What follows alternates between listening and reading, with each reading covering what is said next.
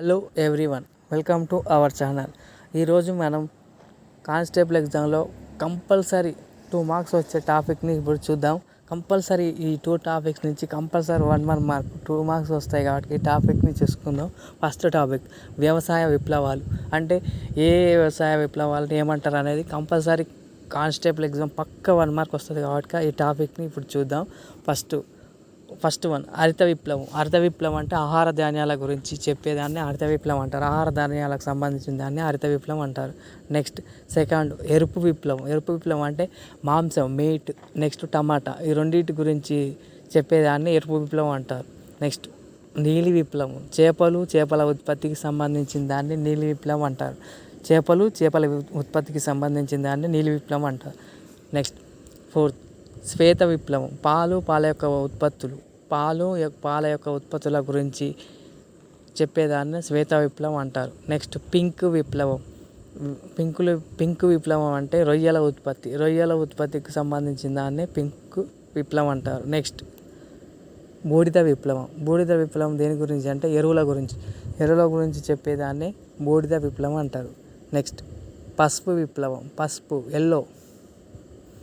Yellow విప్లవం దేని గురించి అంటే నూనె గింజలకు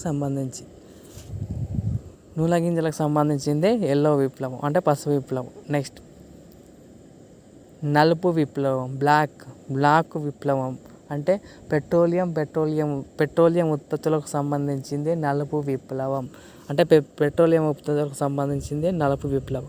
వెండి విప్లవం అంటే గుడ్లకు సంబంధించిన దాన్ని వెండి విప్లవం అంటారు. నెక్స్ట్ గోల్డెన్ ఫైబర్ విప్లవం.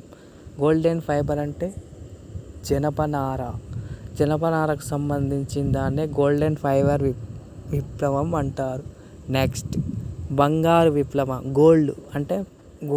గోల్డ్ విప్లవం దేని అంటారు? పండ్లు అండ్ తేనెకు సంబంధించిన ఉత్పత్తులకు సంబంధించిన వాటిని బంగారు విప్లవం అంటారు.